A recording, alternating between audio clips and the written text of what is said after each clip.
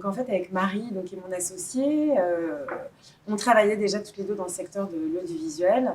Et puis un jour, on entend parler d'un casting pour lequel ils cherchent une personne en situation de handicap pour interpréter le rôle d'un personnage en situation de handicap. Et il se trouve qu'ils n'ont pas trouvé et que donc ce personnage a été interprété par une personne valide. Donc ça nous a beaucoup interrogés. Et on est allé voir un petit peu ce qui se passait dans la représentation des talents et on s'est rendu compte que, notamment, la représentation de handicap est extrêmement marginale. Et donc c'est là qu'on a eu envie de créer cette agence inclusive.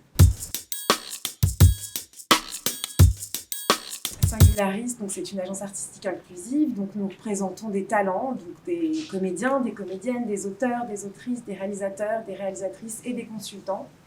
Nous présentons des personnes valides, des personnes en situation de handicap, des personnes non blanches, des personnes blanches, des personnes LGBTQIA+, des hommes, des femmes trans. Et voilà, et on défend leurs intérêts, on promeut leur carrière, et puis on les accompagne vraiment de façon quotidienne sur leurs différents projets. Alors oui, il y a encore du travail.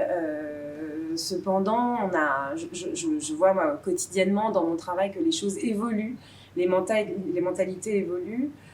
On a de plus en plus de demandes de consultants qui sont en fait des personnes qui sont expertes sur certains sujets. Ça peut être, c'est des sujets très précis, ça peut être l'autisme Asperger, ça peut être la transidentité.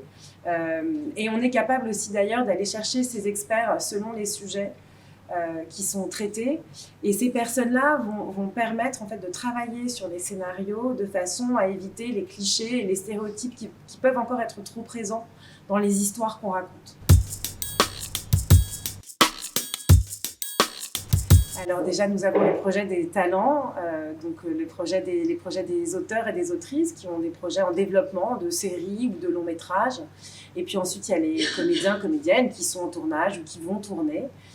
Et puis après, plus pour l'agence, on a vraiment toujours cette envie et ce besoin d'aller à la rencontre de nouveaux talents, de rechercher des profils toujours singuliers.